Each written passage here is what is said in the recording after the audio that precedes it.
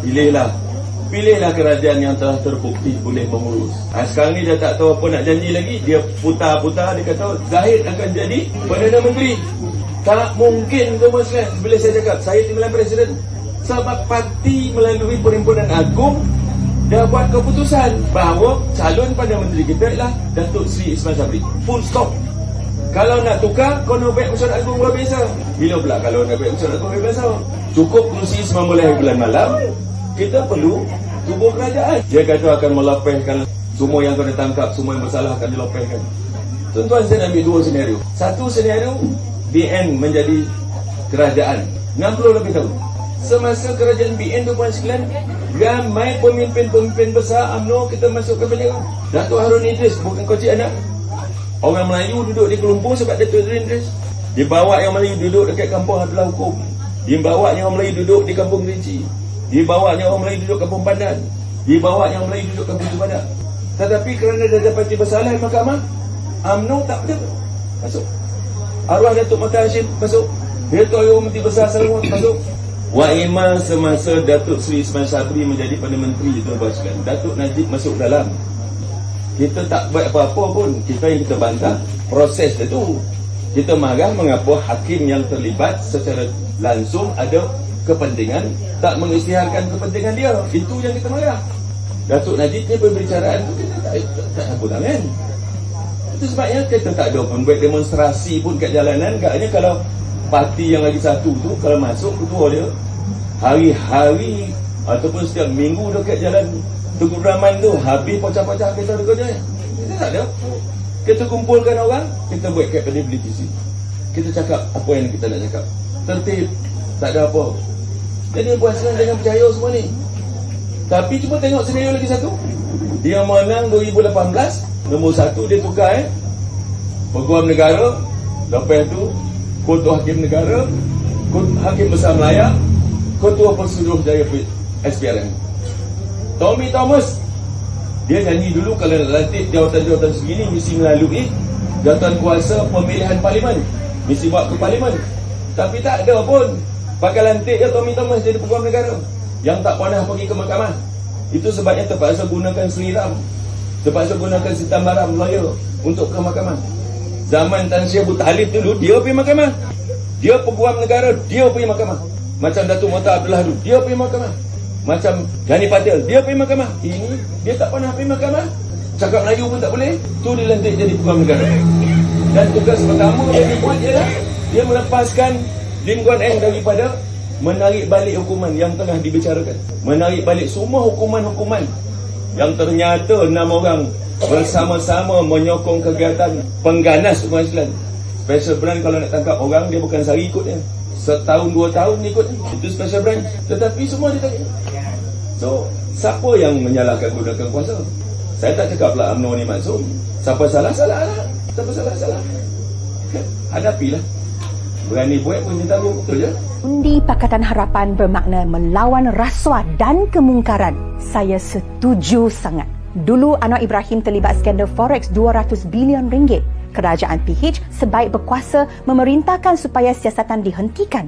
Jadi, ini tak dikira rasuah. Anwar pernah disabitkan kesalahan rasuah pada tahun 1999 sehingga dipenjarakan 6 tahun. Tetapi dia sekarang calon Perdana Menteri PH. Jadi ini tak dikira rasuah. Rafizi Ramli ketika berniaga selepas berundur dari politik, syarikat Invoke kepunyaannya rugi 3 juta ringgit pada tahun 2020 dan 4 juta ringgit pada tahun 2021. Namun terus mendapat keuntungan sebanyak 20 juta ringgit pada tahun 2022.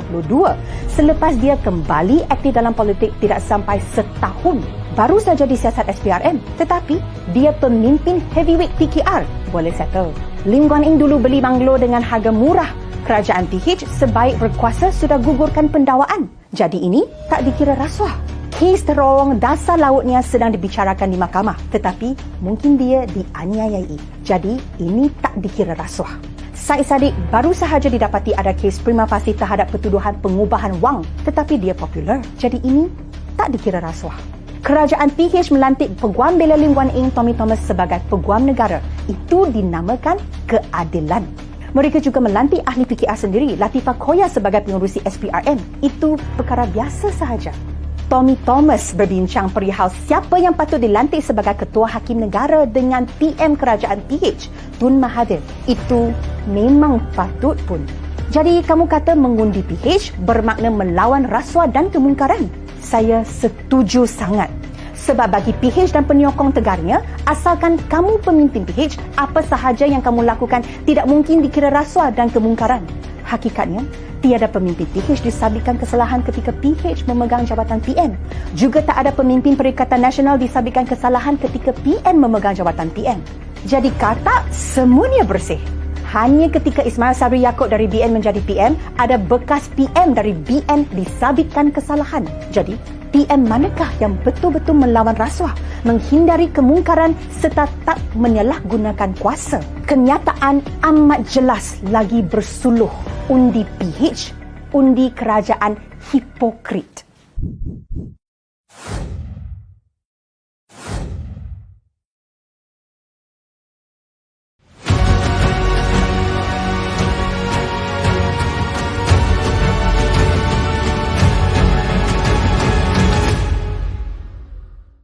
Dia sebenarnya Tambun ni adalah kubu BN daripada dulu.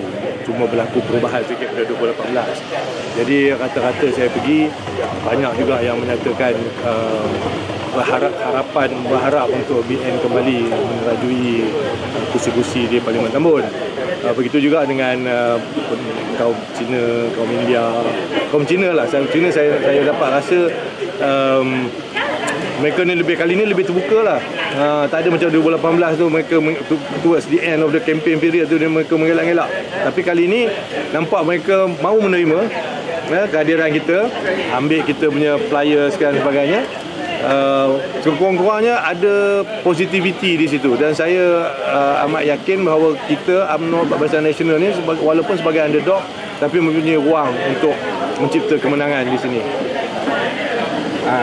Dikiranya BN dapat kembali merampas kursi Tambun ni.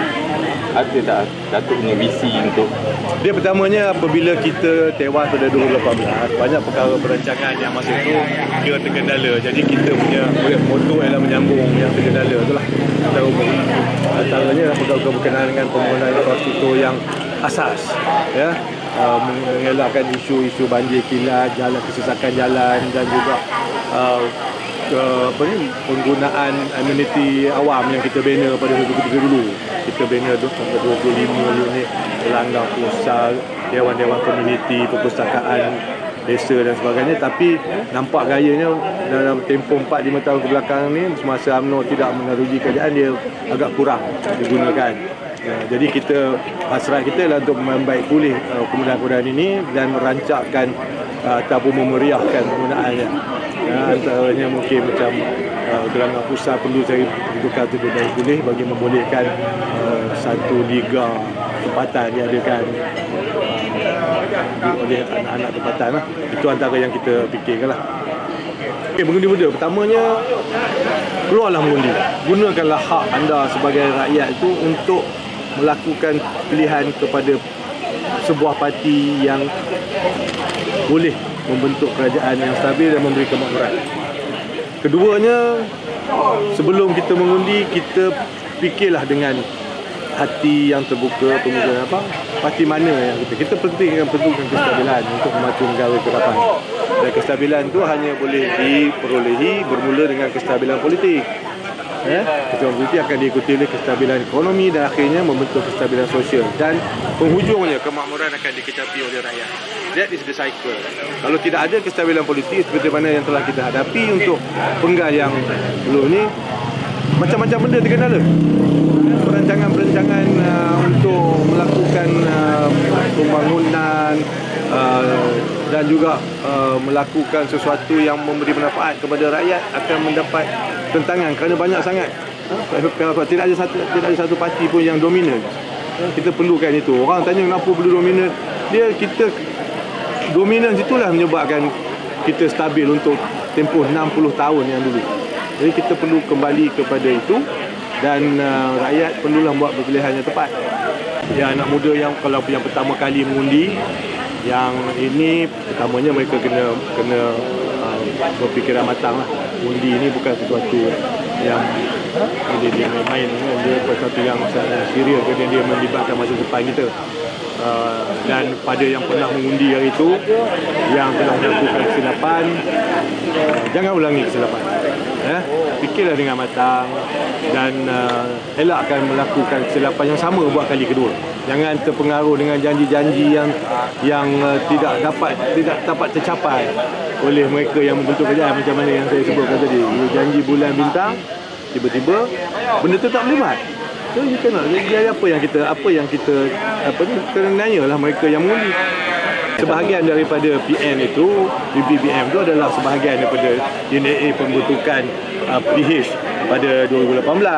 Matlamatnya nak menjatuhkan orang, tapi bila dia pergi kuasa, tak ada keupayaan untuk melaksanakan kerja-kerja seperti mana yang dijanjikan.